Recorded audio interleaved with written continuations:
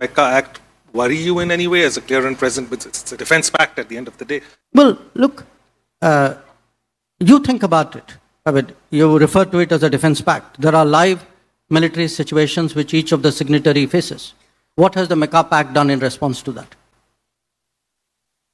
Not everybody has come to everybody's aid necessarily. Is that where you're driving? No, I think you just answered your question. और इसी बीच अगली खबर आपको बता दें, केंद्रीय विदेश मंत्री एस जयशंकर का बड़ा बयान। सीधे तौर पर एस जयशंकर की तरफ से कहा गया है उससे एर्दोगन सरकार की टेंशन जरूर बढ़। बेसिकली वो कह रहे हैं जनाब कि जब सऊदी अरब पे हमले हो रहे थे तो इसने क्या किया, तो मक्का पैक्ट ने क्या किया। मक्का पैक्ट का मतलब ये नहीं है कि मक्का पैक्ट जो है ना वो फड़ लो कर दे। इस बयान के साथ ही पाकिस्तान में बवाल मच गया। पहले तो पाकिस्तानियों ने छाती पीटनी शुरू की और इसके बाद आप देखिए क्या हुआ।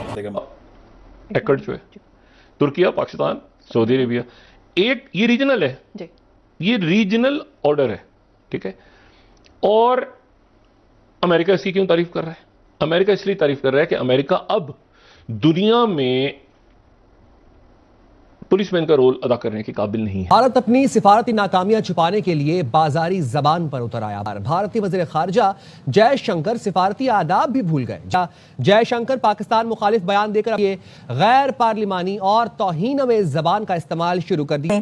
सऊदी अरेबिया ये चाहता है कि पाकिस्तान जो है वो सऊदी अरेबिया की हिफाजत करे, और टर्की जो है वो उसके अंदर शामिल हो चुका है, और भी जो अरब कंट्रीज हैं उसके मुतालिक कहा जा रहा है कि वो भी यूएई तो नहीं। इस खबर का इंतजार किया जा रहा था और भारत देश की तरफ से मक्का दिफाई मुआहदे पर क्या रद्दअमल सामने आता है, तो रद्दअमल सामने आ चुका है। एक मस्बत रद्दअमल सामने आया है। अपने शागिर्दों में पिछले तकरीबन 35 साल से मैं पढ़ा रहा हूं, मगर कभी मैंने इस हद तक महरूमी और जिसे कहते हैं ना बददिली पाकिस्तान के बारे में अपने शागिर्दों में नहीं देखी। नमस्कार दोस्तों, आपका स्वागत है हिंदुस्तान रियल वॉइस में।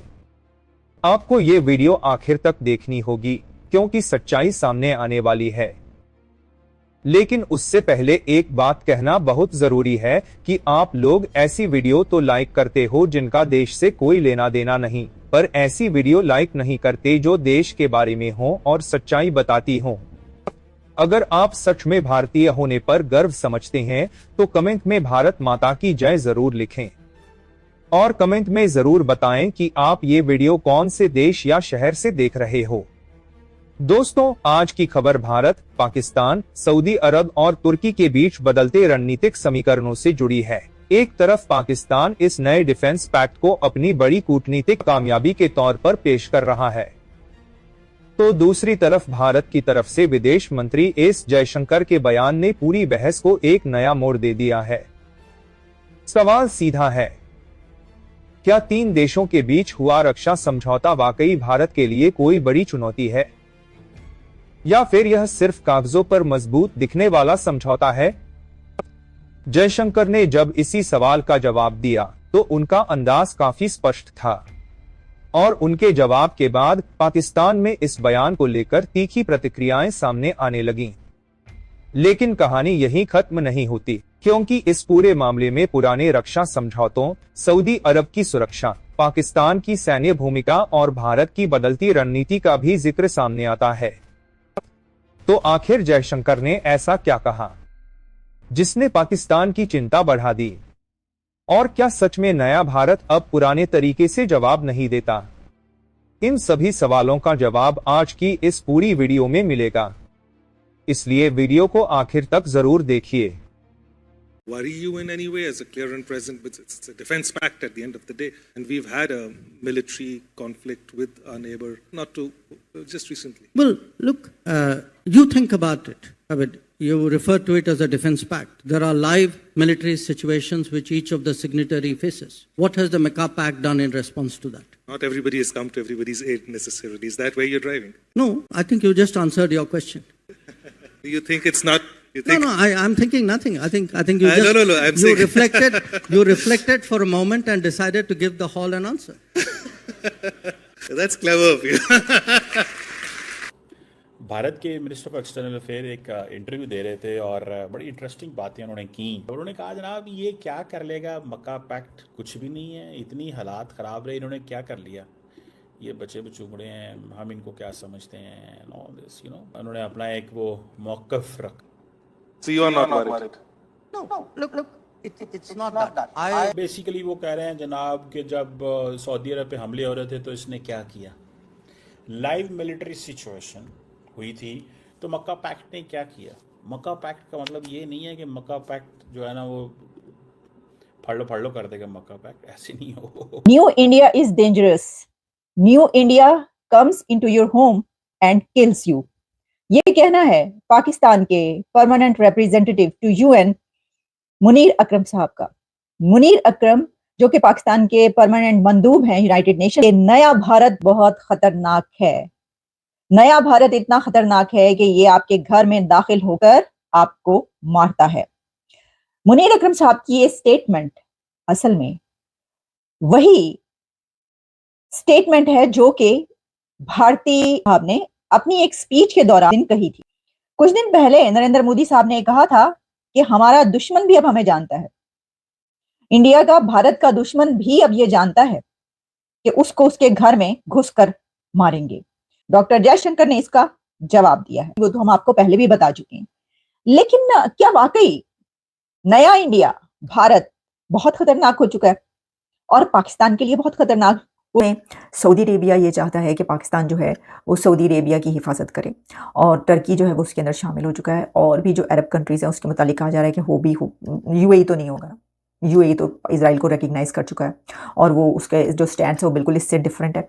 लेकिन जो अरब कंट्रीज हैं खास तौर पर वो गल्फ स्टेट जिनके ऊपर ईरान की तरफ से हमले हुए हैं वो इस एग्रीमेंट में हो सकता है शामिल हो जाए। तो उसमें बांग्लादेश का क्या ताल्लुक है, बांग्लादेश के ऊपर ईरान ने कौन सा हमला किया था?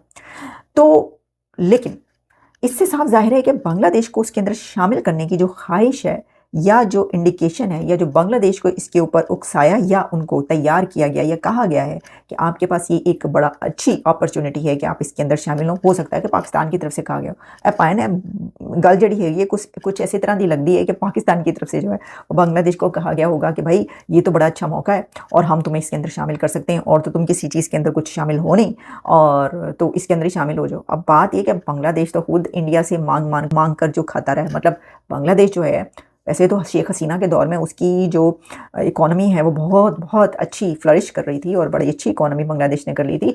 टका जो है बांग्लादेश का, जिसके ऊपर पाकिस्तान में मुहावरा बोला जाता था कि टके की बातें ना करो, और क्या टके ने कहा अच्छा तो हुन मैं तुहानू दसना कि इकोनॉमी क्या होती है जी। टका वो ऊपर गया है, यानी कि बांग्लादेश की इकोनॉमी जो है पाकिस्तान से बहुत ज़्यादा अच्छी हो गई थी। तो पाकिस्तान ने कहा अच्छा ये ऊंची उड़ान उड़ने की कोशिश हो रही है, कोई बात नहीं अभी तो मैं नीचे लेकर आते हैं। बस जी फिर आपने देख लिया कि बांग्लादेश के अंदर क्या हुआ। तो अब उनकी इकोनॉमी जो है वो ढेर हो चुकी है और वो जो है अब खैर सुना है कि तारिक रहमान जो हैं वो जाने वाले हैं सऊदी अरेबिया। अब खबर यह है कि सऊदी अरेबिया की तरफ से इन्वाइट किया गया तारिक रहमान, यानी कि Tariq Rahman new prime minister of Bangladesh. लेकिन इकोनॉमी के अलावा दूसरों से पैसे दिलवा सकता है पाकिस्तान बांग्लादेश को, क्या हुआ कि जिस तरह के सऊदी अरेबिया वो जा रहा है तारिक रहमान, लेकिन लोन नहीं दे सकता पाकिस्तान, तो खुद लोन पे चल रहा है। लोन कितों देना? लोन अगर बांग्लादेश को कोई दे सकता है तो वो इंडिया ही है। और आप देखेंगे कुछ दिन में वो जब इंडिया जाएंगे तो वो कशकोल पकड़ के इंडिया पहुंचेंगे तारिक रहमान, कहेंगे कि महाराज मोदी साहब कुछ जो है इसके अंदर हमारे कशकोल में डाला जाए ताकि हम अपने ताल्लुकात जो आपसे सही कर सकें। And I think the Saudis do, the Indians do understand कि क्या इसकी limitations हैं या क्या करना चाहिए या हम where do we stand and all, you know, एक वो है लेकिन I think सऊदी अरब, पाकिस्तान, तुर्की बड़े रैशनल प्लेयर्स हैं। इंडिया को पैगाम क्या है इस मक्का पैक्ट से? इंडिया को पैगाम ये है कि now the future in any future conflict between India and Pakistan will not have the boundaries which it used to have boundaries in the past. Geographic, political, military, everything. India क्या करता है? Let me be open and candid with all of you. India क्या करता है? India ये करता है जी पाकिस्तान कमज़ोर मुल्क है, उसकी इकोनॉमी को इतनी तगड़ी नहीं है, हमला कर दो, देखा जाएगा कौन इनका साथ खड़ा होगा। पाकिस्तान को एनर्जी सप्लाई लाइन नहीं आएगी, 250 मिलियन लोग हैं, IMF प्रोग्राम के नीचे है, पाकिस्तान पे हम हमला करेंगे, कुछ नहीं होगा। इंडिया की कैलकुलेशन ये थी कि भाई डोनाल्ड ट्रंप हमारे साथ है, हम अमेरिका के कॉम्प्रिहेंसिव ग्लोबल स्ट्रेटेजिक पार्टनर हैं। A country which has been under the IMF programme, सारी की सारी कैलकुलेशन उड़ गई। जिस रात पाकिस्तान ने इंडिया पे हमला किया उस रात IMF ने पाकिस्तान के लिए लोन सैंक्शन कर दिया $1.5 बिलियन। 5 मिनट बाद पाकिस्तान ने रात को जब हमला किया तो इंडियन एंकर्स ने कहना शुरू कर दिया, मुझे याद है एक बंदे की ट्वीट तो मुझे याद है, क्या नाम है उनका, जो है शिव अरूर, उन्होंने कहा जी IMF तो टेररिस्ट ऑर्गेनाइजेशन है, ये तो है टेररिस्ट। तो दोस्तों, आज की इस पूरी वीडियो में हमने भारत, पाकिस्तान, सऊदी अरब और तुर्की के बीच बन रहे नए रणनीतिक समीकरणों पर विस्तार से बात की। वीडियो में चर्चा हुई कि पाकिस्तान किस तरह नए डिफेंस पैक्ट को अपनी बड़ी कूटनीतिक उपलब्धि के तौर पर देख रहा है। वहीं भारत की तरफ से विदेश मंत्री एस जयशंकर के जवाब ने इस पूरे मामले को एक अलग ही दिशा दे दी।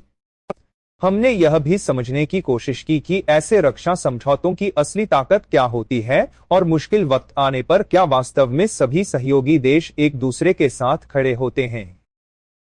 इसके साथ ही सऊदी अरब की सुरक्षा, पाकिस्तान की सैन्य भूमिका और भारत की बदलती रणनीति पर भी चर्चा हुई। दोस्तों, इस पूरे मामले में सबसे बड़ा सवाल यही है कि क्या यह डिफेंस पैक्ट भारत के लिए वास्तव में कोई गंभीर चुनौती है या फिर यह सिर्फ कागजों पर मजबूत दिखाई देने वाला समझौता है।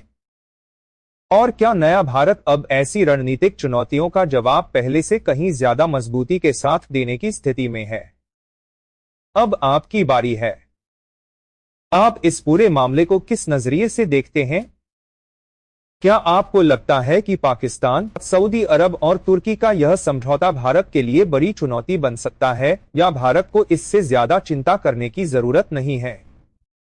अपनी राय कमेंट में जरूर बताइए। और हाँ दोस्तों, आप ये वीडियो दुनिया के किस देश या भारत के किस शहर से देख रहे हैं, ये भी कमेंट में जरूर बताइए।